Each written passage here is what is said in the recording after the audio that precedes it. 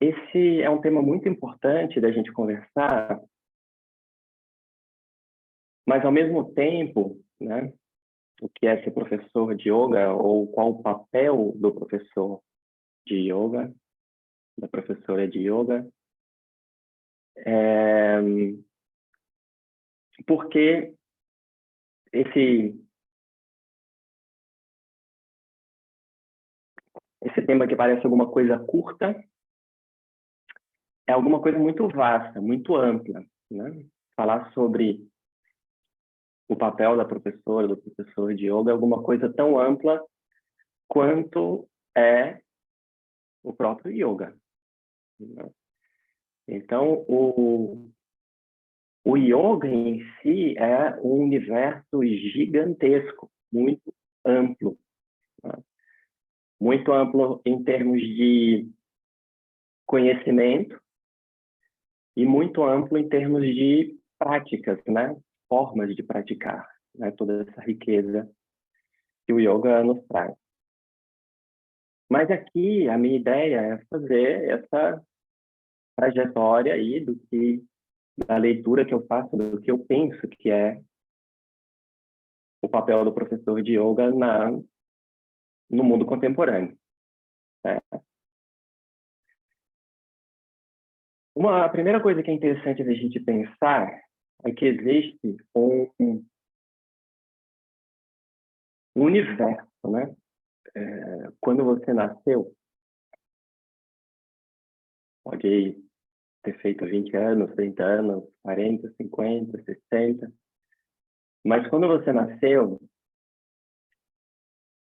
tudo que você encontrou em algum momento da sua vida em relação ao yoga já existia, né? Então, o yoga existia muito antes de você existir, enquanto essa pessoa aqui. E o yoga existia muito antes de você encontrar o yoga, enquanto essa linguagem específica. Então é interessante falar um pouco sobre esse encontro, né?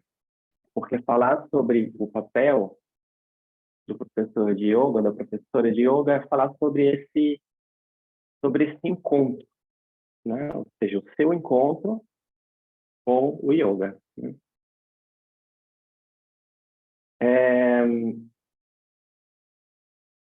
O yoga, a gente pode dizer, ele está fundado, né? Ou seja, ele está alicerçado, né?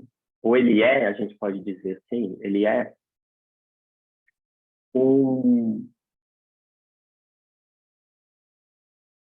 vastíssimo assim, fluxo, né, de conhecimento. Quando a gente fala vastíssimo, né, fluxo de conhecimento, quer dizer assim, eu gosto de uma definição muito interessante de um escritor que ele diz que um livro é uma tremulação no cosmos, uma tremulação no universo. Um livro, ou seja, umas palavras que estão em um livro, que alguém escreveu.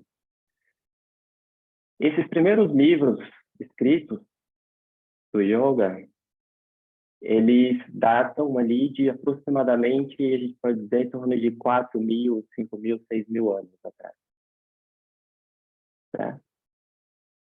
Então é interessante pensar que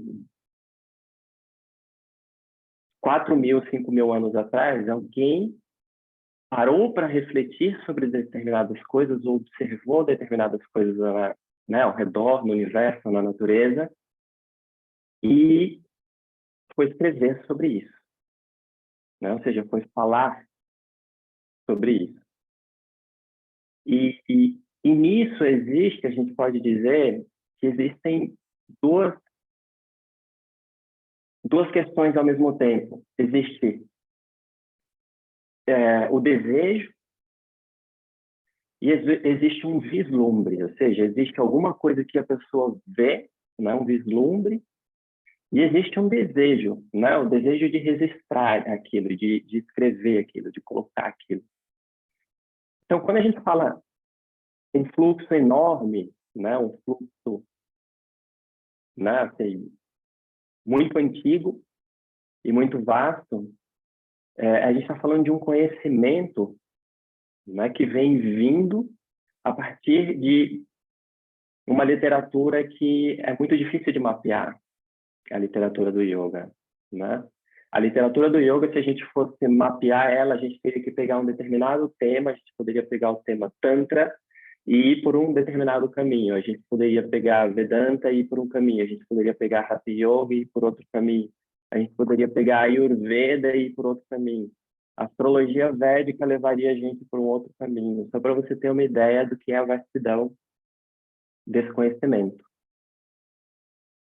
Ainda assim, existe alguma coisa ali que a gente pode dizer que a gente caracteriza como o coração desse conhecimento, né? Porque a gente pode pensar em vários membros, em vários ramos, né? De uma árvore que vai crescendo em várias direções, mas a gente pode também perceber que existe alguma coisa que é central, alguma coisa que a gente pode dizer que é o coração ali desse conhecimento. E o coração desse conhecimento é falar para nós, né? Assim, dizendo o mais importante desse conhecimento é falar para nós, né, ou revelar para nós que existe já alguma coisa dada, certo? Que a gente busca adiante. A gente busca alguma coisa adiante. O yoga diz para a gente, olha, isso já está aí, certo? Então, o que é isso que o yoga vai dizer que a gente busca adiante, né? A gente tem um senso, né? Isso faz parte da nossa natureza, um senso de eternidade. Tá? A gente intui que a eternidade existe. A gente não se contenta com menos do que o infinito. É isso que o yoga vai dizer. Porém, ao não reconhecer isso, e são várias as razões para a gente não reconhecer isso, né? A gente sai buscando isso em coisas, em conquistas, em realizações. Então, é como se a gente buscasse uma felicidade, ou buscasse uma plenitude, ou a gente pode dizer eternidade, o infinito aqui nesse instante. Por não reconhecer, a gente vai saltando de um lugar para o outro, às vezes freneticamente, querendo esse preenchimento. Tá? Então, mostrar para a gente, de diversas maneiras, né, que isso que a gente está buscando é alguma coisa que já está dada, que existe, está aí, é o coração do conhecimento do yoga. Né? Então, é isso que a gente pode dizer que é o coração. E como que o yoga vai usar, né? O que o yoga vai usar como caminho para isso? Então, a gente pode dizer que tem... vou dividir aqui no primeiro momento em dois. O caminho de conhecimento, certo? E um caminho de prática. Tá? Um caminho de prática e um caminho de conhecimento. As duas coisas, isso é muito importante quando a gente fala dentro de um contexto de uma aula dessa, né? O papel do professor de yoga. Esses dois caminhos, eles vêm juntos e eles não são antagônicos. E por isso que eu comecei a aula dizendo, a gente vai fazer uma prática de yoga, essa conversa vai ser uma prática de yoga, porque o conhecimento, né, compartilhado, seja através de uma leitura, ou o conhecimento que esteja num livro, ou a reflexão que esteja num livro, ou a reflexão que origina a partir de determinados temas que a gente traz, ela também é uma prática de yoga. Além de toda essa riqueza que a gente costuma chamar, eu costumo chamar de Hatha Yoga, colocando dentro desse grande arcabouço de práticas que tem o asana, o pranayama, né, mudra, como veículos, certo? Como veículos de transformação. Tá? E aí surge a grande pergunta, mas o que o yoga está querendo transformar? Tá? O que o yoga está querendo transformar? O que o yoga diz que é preciso transformar? Eu diria assim, olha, que realmente o que nos mata não é a morte, o que nos mata é o hábito. Então, o yoga vem como uma força, tanto de conhecimento, quanto uma força prática, né, de práticas. E quando a gente fala de prática, a gente está falando principalmente de alguma coisa que vai interferir diretamente no corpo. Não que o conhecimento não interfira no corpo, mas o veículo principal da prática é o corpo. Né? Então, o asana, por exemplo. Tá? Não só a permanência no asana, mas o fluxo que se dá ao asana associado ao fluxo da respiração, a liberação de forças que acontecem ali, a liberação de energias que acontecem ali, ajudam a gente a sentir e perceber o nosso corpo de uma maneira diferente. Tá? A sentir o corpo de uma maneira diferente. E o que eu digo, geralmente, em relação a isso? Sentir o corpo de uma maneira diferente.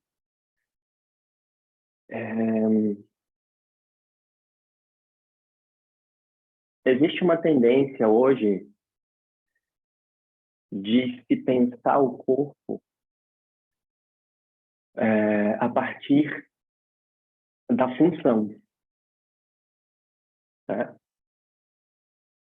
A partir da função. A grande questão é que o corpo ele não é só para cumprir uma função. Né? O corpo não é, por exemplo, um lugar de produção. O corpo não é para ser produtivo. A essência do corpo é ser criativo. Existe uma diferença entre essas duas coisas. Porque quando a gente fala de produção, a gente está falando de uma máquina. Uma máquina fazendo movimentos repetitivos. Uma máquina repetindo movimentos. Uma máquina repetindo falas. Uma máquina reproduz. E o corpo não é um lugar de reprodução nesse sentido de produção. O corpo é um lugar de criatividade. Né? Tudo que a gente vê que é vivo, né, verte uma vida, pulsa uma vida. Né? A máquina não verte vida. Tá? E é interessante porque o ser humano é o único que pode se tornar, o único animal, o único ser vivo que pode se aproximar da máquina, que pode se tornar uma máquina. Certo? Ou seja, pode almejar a produção, almejar a repetição. Na natureza, não existe repetição. A natureza não produz duas coisas iguais. A força da natureza, né, é essa multiplicação constante. É esse pulso criativo constante. Né? Esse movimento de ramificação. Certo? E por que eu falei de uma pressão do corpo ser produtivo? Porque existe uma pressão social hoje para que o indivíduo se torne uma empresa. Tá? Então, a exigência praticamente de uma produção no sentido de perfeição em todas as áreas da vida, no trabalho, sendo pai, mãe, sendo, né, em todos os papéis que você realiza. Então, é um viés da vida, o viés da produção é um viés da vida, mas que vai tomando várias áreas da nossa vida. E isso começa a interferir, por exemplo, na relação que a gente tem com o tempo. Né? O tempo não é para ser algo produtivo. A gente pode usar o nosso tempo para ser produtivo, ou seja, produzir alguma coisa. E a gente pode usar o nosso tempo para a não produção. E existem várias outras coisas fora desse universo produtivo que a gente acaba esquecendo. O que está fora do universo produtivo? Uma das coisas que está fora do universo produtivo é a meditação. A meditação não é produtiva e nem é para tornar o sujeito mais produtivo. Não é essa a função da meditação.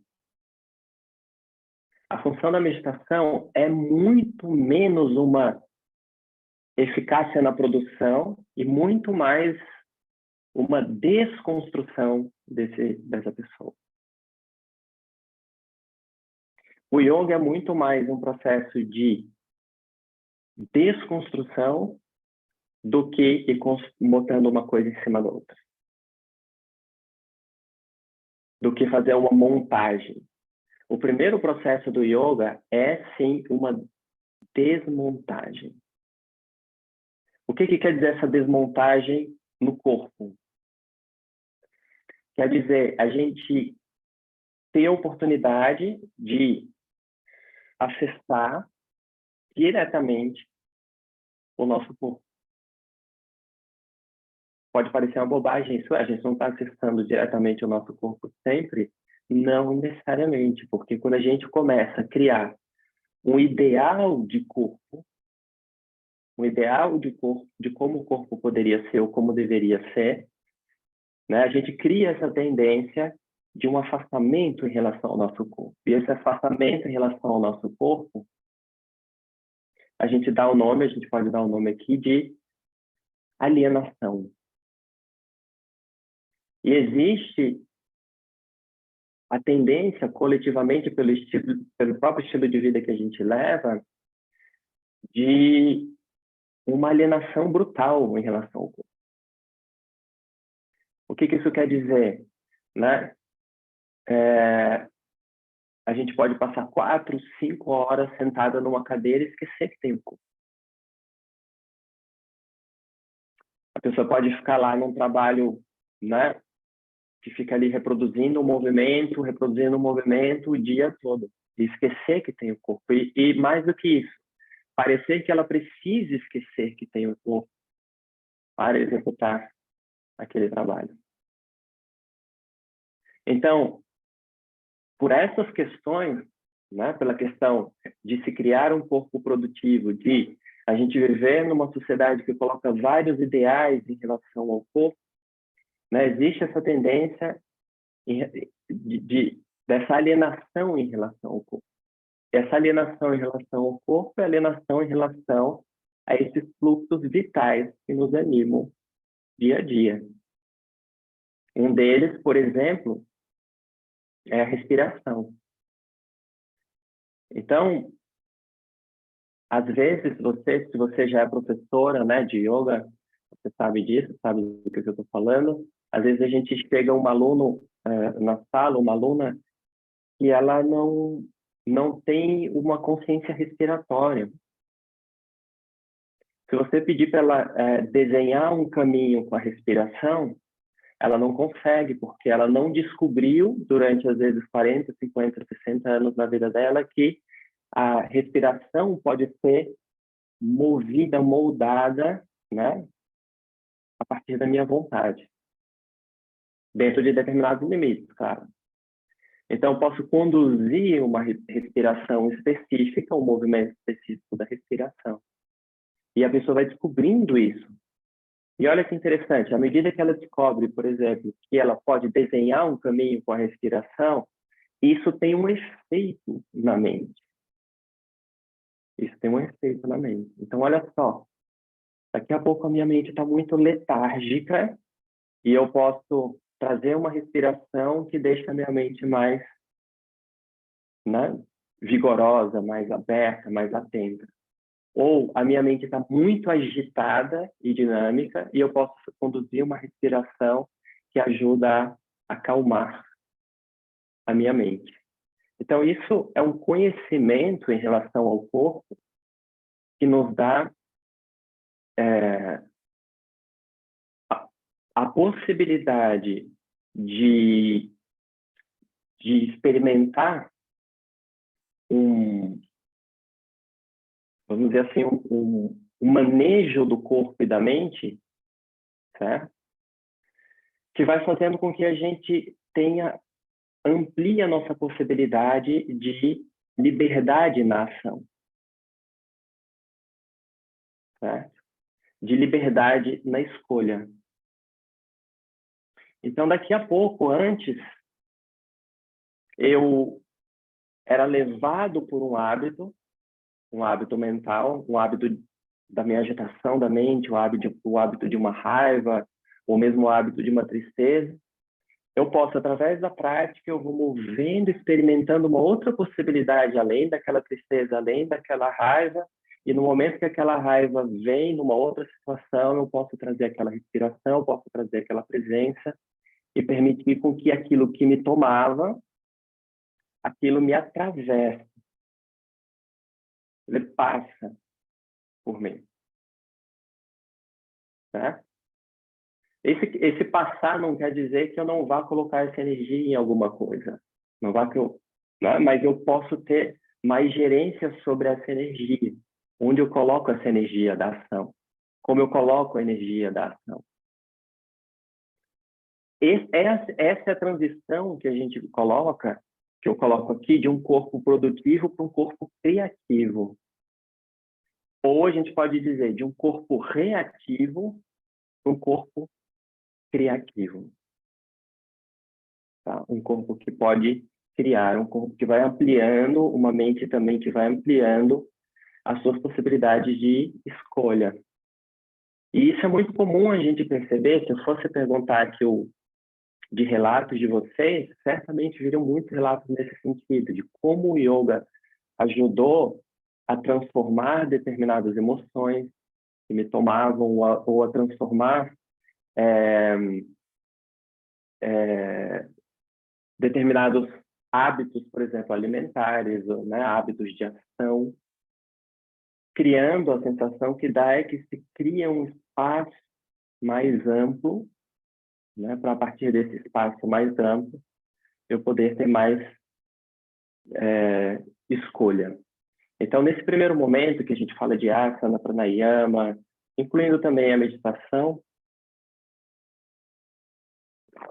a gente está falando desse tipo de transformação que vai acontecendo, né? Esse tipo de transformação que vai acontecendo nas nossas vidas e que a gente vê acontecer na vida de outras pessoas.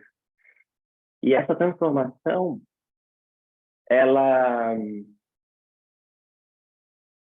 também vai operando no sentido de, especialmente através da meditação, dessas práticas mais, vamos dizer assim, quietas, Asana também pode ser quieto, vai fazendo a gente perceber um espaço, né, de amplitude, A gente pode usar várias palavras aqui, um espaço de quietude em nós mesmos. Tá? Então, vamos lá.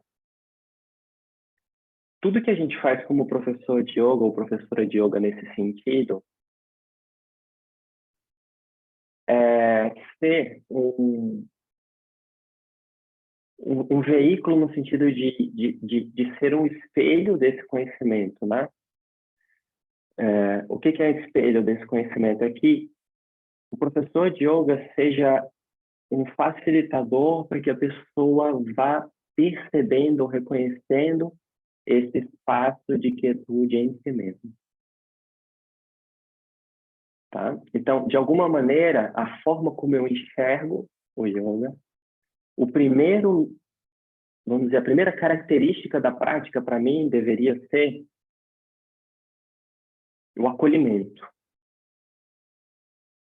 Certo? O acolhimento. Por mais que seja uma prática dinâmica, o acolhimento está como fundamento. Porque é esse acolhimento, ou seja, acolher o corpo como ele é, acolher as emoções como elas são naquele momento, que vai nos deslocando para esse... deslocando como uma figura de linguagem, vai nos deslocando para esse lugar de espaço em nós. Porque a sensação que a gente tem sempre é que a gente está assim, né? A nossa mente está assim e a gente está assim, grudado. E a nossa mente oscila e aí a gente vai junto. Então, na prática, a sensação que a gente tem é que alguma coisa faz assim, ó. Se abre e aqui se move e tem alguma coisa que se mantém aqui aberta. Tá? Essa é uma sensação interessante de perceber, porque é esse deslocamento que vai operando na prática, né? Que a gente fala que é deslocamento daquilo que se move para um espaço. Nesse sentido, a gente está começando a perceber alguma coisa que parecia que a gente não percebia. Nesse caso, eu fiz alusão ao espaço, mas a gente poderia também fazer alusão ao silêncio. Tá? Por que vocês acham? Uma pergunta. Por que vocês acham que a sociedade da produção é ao mesmo tempo a sociedade do ruído? A sociedade da produção é a sociedade do ruído, é a sociedade do barulho. Então, quando a gente se desloca do ruído, né, seja esse ruído externo ou interno, a gente contempla o que está acontecendo. Num primeiro momento, você pode contemplar o ruído, você pode contemplar os ruídos na mente, você pode contemplar os ruídos ao redor. O que te permite contemplar os ruídos ou contemplar qualquer coisa é o silêncio, é o espaço. Não existe contemplação sem espaço, não existe contemplação sem silêncio. E é exatamente esse silêncio que é o acolhimento das palavras, esse silêncio que é exatamente o acolhimento do corpo. Então, quando a gente vai na prática fazendo essa ampliação, eu chamei de deslocamento, mas vamos chamar aqui de ampliação. Quando na prática a gente vai fazendo essa ampliação, o que vai acontecendo é que a gente vai começando a perceber e a contemplar o corpo. Tá? E não mais exigir que o corpo seja isso, seja aquilo, faça isso, produza aquilo, faça aquilo. Não, a gente está contemplando o corpo.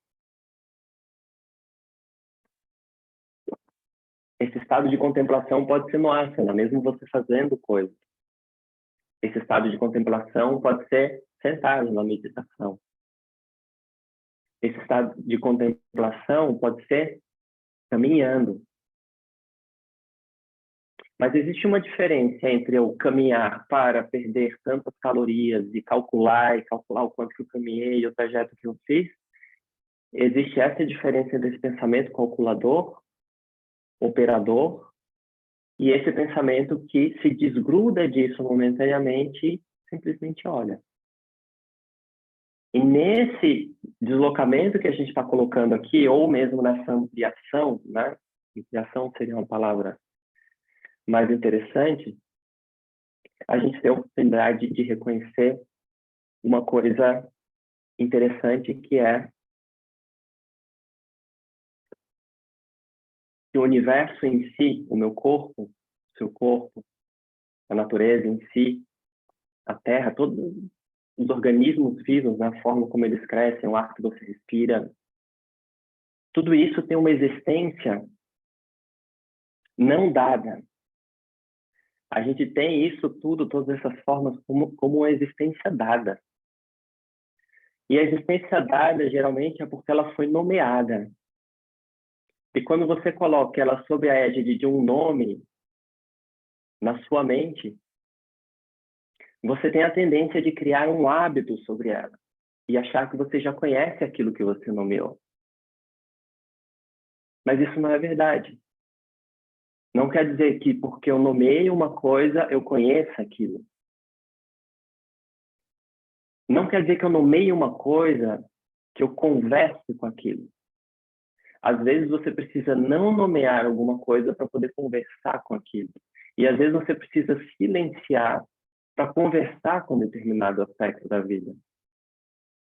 Existe a comunicação que se dá através das palavras e existe a maior parte da comunicação que acontece fora das palavras. E o grande detalhe é, a gente acha que a única comunicação possível é aquela que acontece através das palavras. E essa é a menor. E porque essa é a menor, a gente reduz a amplitude da vida e a gente acha que a vida é uma coisa pequena. E ao achar que a vida é alguma coisa pequena e muitas vezes insignificante, que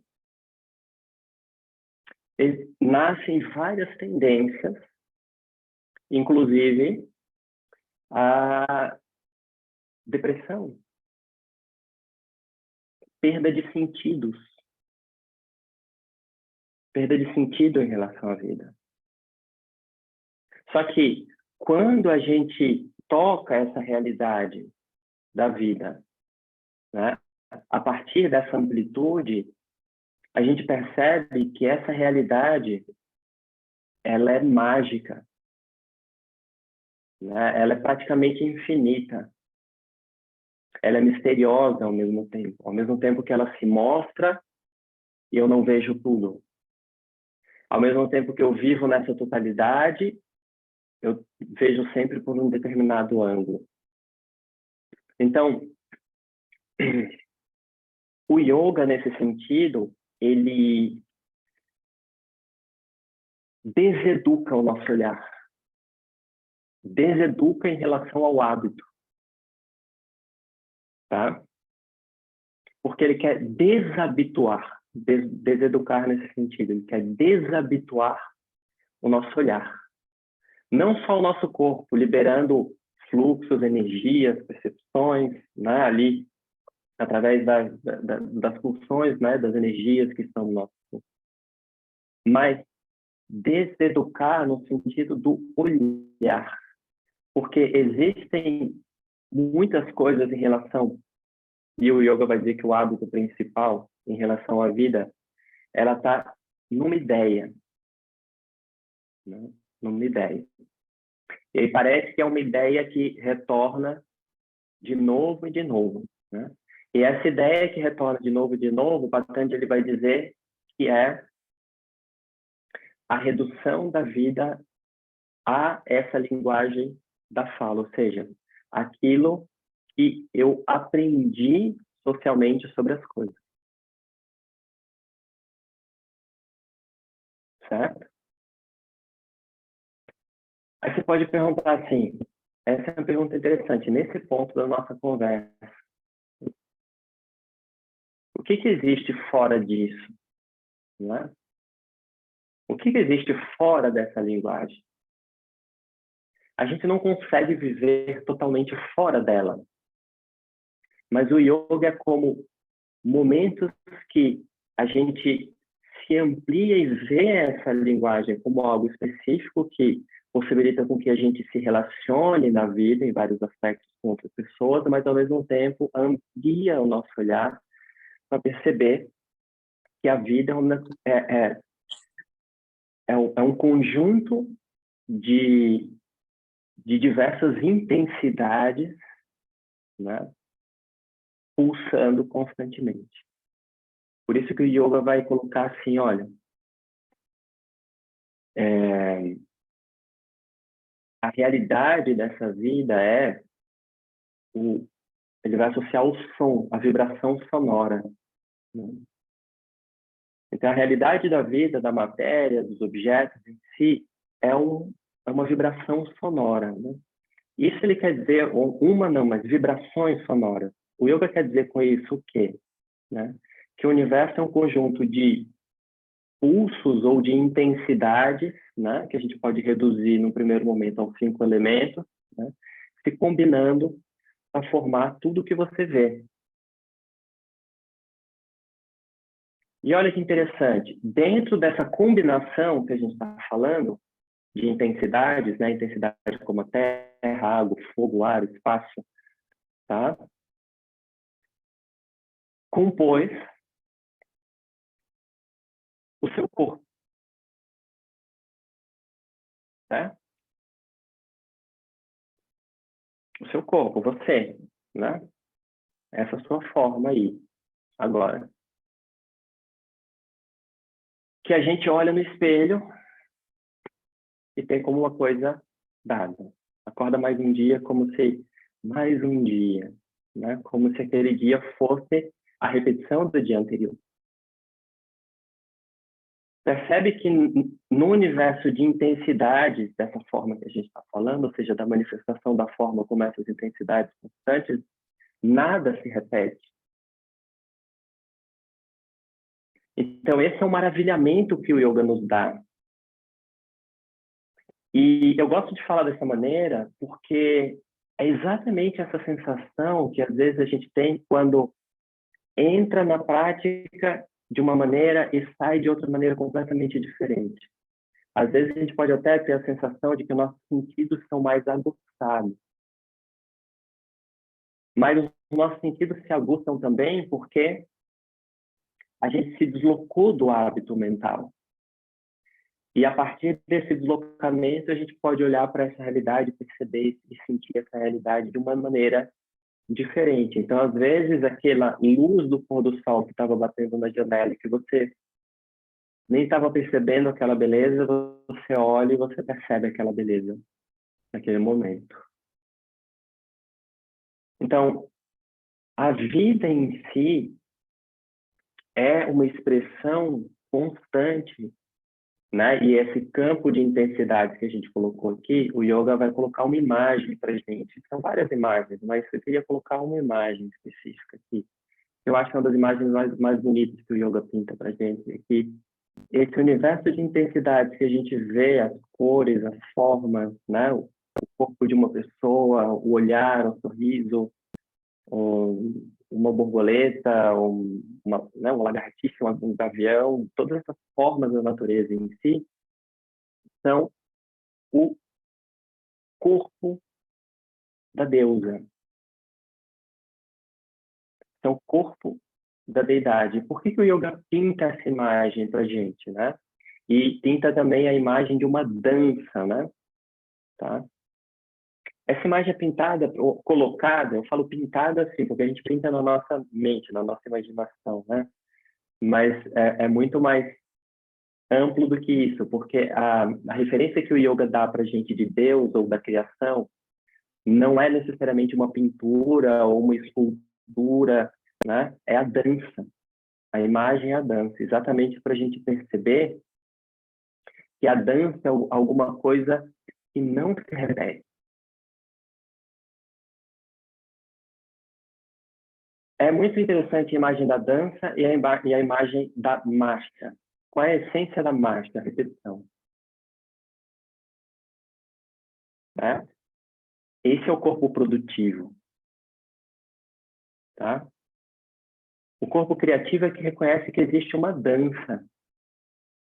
Né? E esse universo em si, ele está pulsando instante a instante como alguma coisa nova. E a gente diz como alguma coisa nova, a gente quer dizer assim, alguma coisa mágica. Por que eu uso essa palavra mágica de novo e de novo? Porque uma das questões que vem com essa ideia de um corpo produtivo, um corpo empresa, ou um corpo, né, competitivo, e isso também no sentido da mente, uma mente produtiva, que pense simplesmente no viés da propriedade, da produção, a gente perde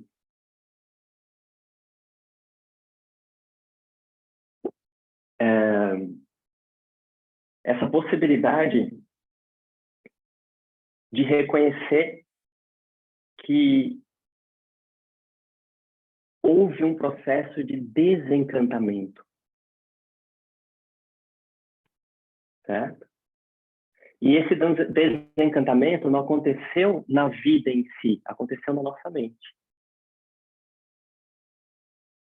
Então, quando a gente fala de um universo mágico, a gente está falando de a possibilidade de reconhecer essa realidade como alguma coisa encantada, certo? Só que agora a gente já pode falar desse encantada, né? Vamos lá, agora vamos para questões mais práticas. Você entra para meditar ou você entra na sua prática de outras vezes totalmente grudado na mente, grudado assim. Eu tinha que fazer isso, eu tinha que resolver aquilo, faltou isso, eu tinha que escrever para tal pessoa, eu tenho que mandar aquele formulário, eu tenho que acabar, terminar a dissertação ou fechar esse capítulo. Você entra na prática sim. E daí você começa a praticar. Vamos supor que você esteja no asana, esteja no pranayama, e daqui a pouco você vai se deslocando dessa identificação ali com a mente e vai percebendo esses fluxos, né, sem significado no seu corpo, esses fluxos primários, essas intensidades, né, eu chamo de intensidade pura, e você vai percebendo a sua respiração, aí você vai percebendo o calor do seu corpo, aí daqui a pouco você vai percebendo melhor a temperatura do ar, aí daqui a pouco você começa a perceber alguma forma da natureza que você não estava percebendo. Às vezes você começa a escutar um pássaro que antes você não estava escutando. Entende que a gente está falando dessa amplitude e esse reencantamento? Tá? E isso vai nos dando uma referência, né, em relação ao nosso corpo, uma referência de espaço, uma referência de acolhimento e uma referência de... Vou colocar uma outra palavra aqui, tá? Que eu acho interessante. De maravilhamento, né? Maravilhamento. E ninguém nos tira. Ninguém mais consegue retirar isso de nós. Porque o yoga se torna, nesse sentido que às vezes eu falo isso, o yoga se torna esse nosso lugar de refúgio. Não de fuga, mas de refúgio. Refúgio para eu perceber novamente essa amplitude, né? Eu resgatar um olhar, resgatar uma percepção e aí retornar para a minha ação, né? Ou seja, para o meu cotidiano, para o meu dia a dia, para esse universo que é esse campo dos símbolos sociais e muitas transformações acontecem aí em relação à sua ação. Então, o yoga é sempre essa possibilidade de refúgio, de retiro. E para isso, você só precisa de uma determinada quietude, vamos dizer assim, né? Você não vai conseguir praticar yoga, a meditação, o asana em si, essas técnicas, se você tiver pessoas querendo conversar com você, demandando coisas de você, você não consegue. Você precisa do mínimo de quietude, né, desse afastamento, e o seu tapete. e mais nada. Claro, naquele momento que eu estou dizendo mais nada, o que está ali com você?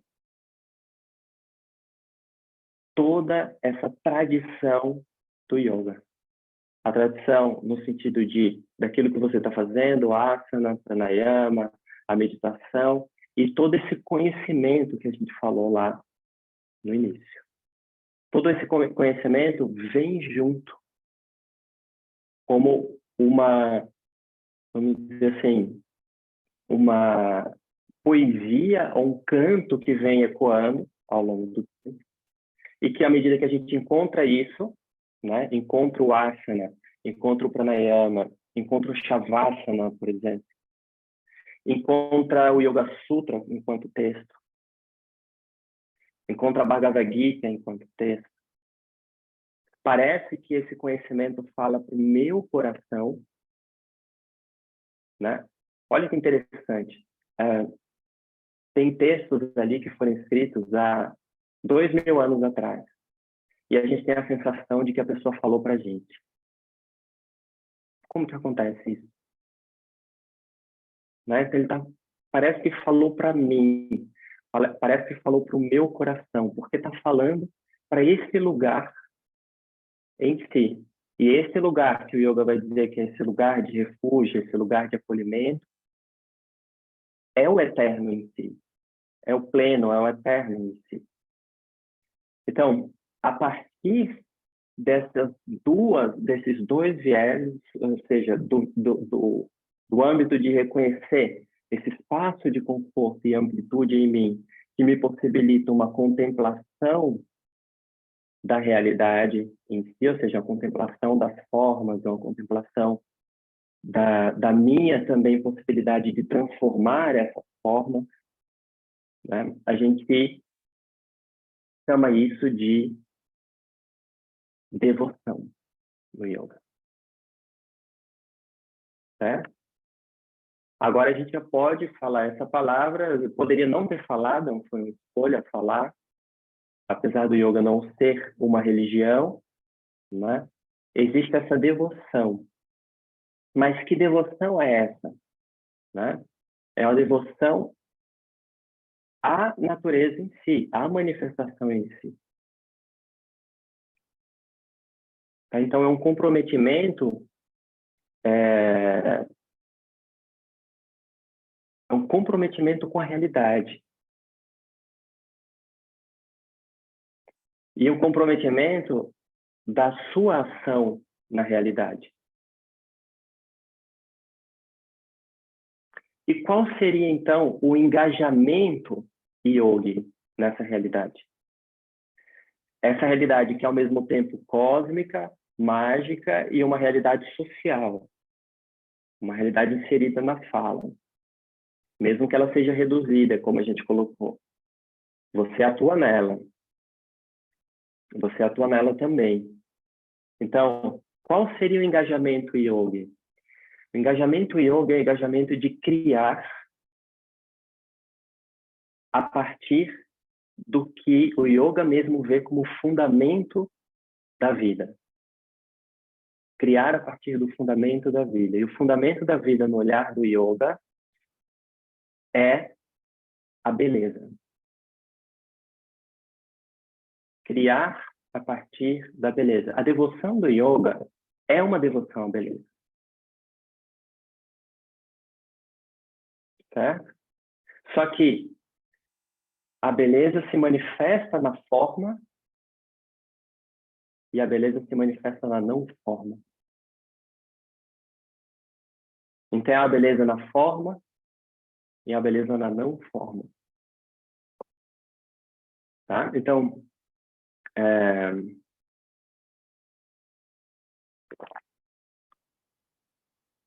o asana, a estética dentro de um asana, não deveria ser a estética da forma, a forma mais bonita.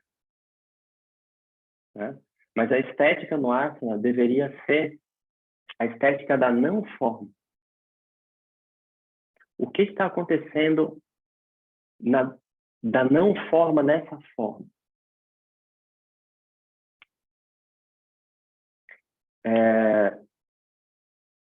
Qual é a sua sensação no asana? O que esse asana está abrindo em você? Que percepção que o asana abre em você? Que entendimento ele amplia em você? Essa é a estética da não forma. Certo? Que me leva a uma ação. Me leva a uma ação que transforma uma forma.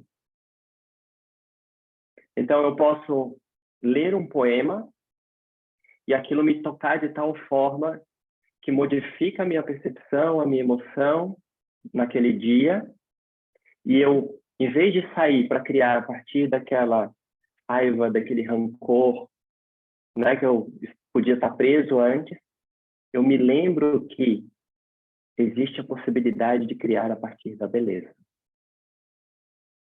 E criar a partir da beleza é a possibilidade de ser aquela poesia que você foi tocado. Ser aquela poesia que tocou você. Essa é o que a gente chama da força poética no yoga. A força poética no yoga não está na poesia só. A força poética no yoga está no corpo. E a força poética no yoga está em você. E o yoga quer que você se perceba como essa força poética, que é essa força criativa e a capacidade de criar dentro dessa vida, dentro dessa realidade, não necessariamente produzir, a partir da beleza. Essa é a forma que eu vejo, é dessa maneira que eu vejo o papel do professor, da professora de yoga. A gente tem essas ferramentas, né? Vamos dizer, de forma ampla, a gente tem toda essa ferramenta que o yoga já nos trouxe, certo? Que já tocou você. Eu posso estar falando aqui de asana, pranayama, e alguém, nunca pratiquei pranayama, mudra, nunca pratiquei mudra, mas já praticou asana, já teve contato com a meditação, teve contato com o conhecimento do yoga. Então, a professora ou o professor é parte dessa tradição, que é o conhecimento inteiro do yoga, que você nunca vai acessar ele completamente. Todas as leituras, todas as formas de prática, você nunca vai alcançar isso. Não, nem fique ansioso. Faça sua prática cotidiana, dia a dia, né? Repita aquilo, faça a prática, pratique, estude, mas você nunca vai... Quando a gente entra no yoga e vê, assim, aquela borda aqui, que a gente passou através dessa borda, que a gente vê a amplitude, a primeira coisa que dá é ansiedade em relação ao estudo, né? Porque é muito, muito vasto. E geralmente eu digo assim, olha, fica tranquilo, porque você nunca vai chegar no final em relação a isso, nunca vai conhecer tudo. Então, esse é o primeiro afunilamento, assim, né, dessa amplitude toda, esse afunilamento daquilo que te tocou, daquilo que você buscou, daquilo que você encontrou, em termos de conhecimento e em termos de prática. E como aquilo tocou você, porque para ser professor de yoga, professora de yoga, você tem que ter sido tocado por aquilo que você encontrou. Senão, é produção. Você está aprendendo uma técnica para passar para frente. Não funciona assim. O yoga não é uma técnica que você... então vou fazer um curso rapidinho ali de yoga para daqui a pouco ser alguma coisa para eu, sei lá, ganhar um dinheirinho a mais. Assim, não funciona dessa forma. Não pela questão do dinheiro, mas por essa questão da técnica. Eu vou pegar aqui isso para passar para frente. Você não pega para passar para frente. Você mergulha naquilo, você vivencia aquilo, e a partir disso, daquilo que te tocou, inclusive é a partir disso que vai nascer o desejo, né, de ser alguma coisa também, e ser esse veículo, ser alguma coisa que vai ajudar outras pessoas. Né? Nesse sentido, de ser tocado por isso que a gente, né, se sente maravilhado, que é a prática do yoga. É muito interessante quando a gente vai falando, vai conversando sobre, ou lembrando sobre as nossas primeiras práticas de yoga, eu pelo menos assim, eu lembrando das minhas primeiras práticas de yoga, eu lembro que eu saía super leve, assim, parecia que acontecia alguma coisa, tirava um peso que é difícil de explicar e uma percepção de leveza ao mesmo tempo, né? De maior sensibilidade às coisas, né? Então, todo mundo tem esse relato desse encontro com o yoga. Então, existe essa tradição que é imensa e que vem vindo ao longo do tempo de conhecimento e de prática, e ela encontra você, e você encontra ela. E você vai ser uma forma, né, de tocar as pessoas através desse conhecimento. Cada um a partir de uma linguagem específica, de uma forma de ser, né, vai ter um veículo para isso. E eu colocaria assim, para fechar,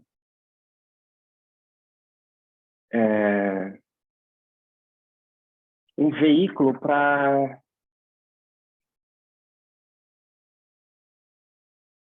Eu acho que ficaria com essa palavra mesmo. Um veículo de reencantamento. Certo?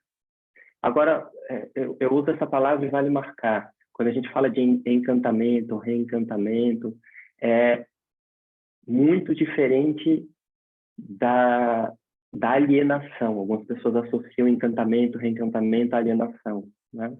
Quando eu falo isso, a gente está falando a partir de um solo, de uma raiz bem plantada na realidade, né? Ou seja, na realidade social, na realidade da linguagem, na realidade das relações, tá?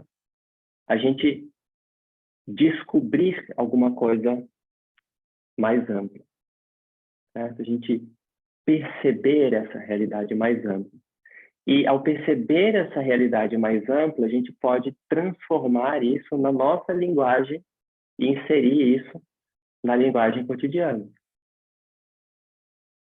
Então, para mim, se você perguntasse assim, Thales, qual é a definição que você dá de yoga nesse sentido, ou do papel da professora, do professor de yoga nesse sentido? Não seria muito diferente do sentido que eu daria para a arte. Não seria muito diferente, tá? Então, você, como professor de yoga, eu vejo você é um veículo de liberação através da palavra, através da prática, dessa potência poética que a gente chamou aqui, ou desse reencantamento em relação à vida, ou dessa força criativa no outro, certo? Então, para mim, seria o mesmo papel. O papel da arte, não estou falando nem do artista em si, mas estou falando da arte, tá? O papel da arte e o papel do professor de yoga. E no sentido que a gente pode falar não só do encantamento ou do reencantamento, mas também a arte como aquele veículo, aquele papel que nos planta bem dentro da realidade, né? Ou seja, a arte contestatória, ela está contestando essa realidade. O yoga é extremamente, a gente não se dá conta, o yoga é extremamente contestador. Nessa desconstrução que ele faz de uma ideia que a gente tem de eu, ele é extremamente contestador. Só que o foco não é no contra alguma coisa, né? Mas é a favor do quê? Né? A favor da liberdade em si. A favor do reconhecimento da liberdade em si. Certo?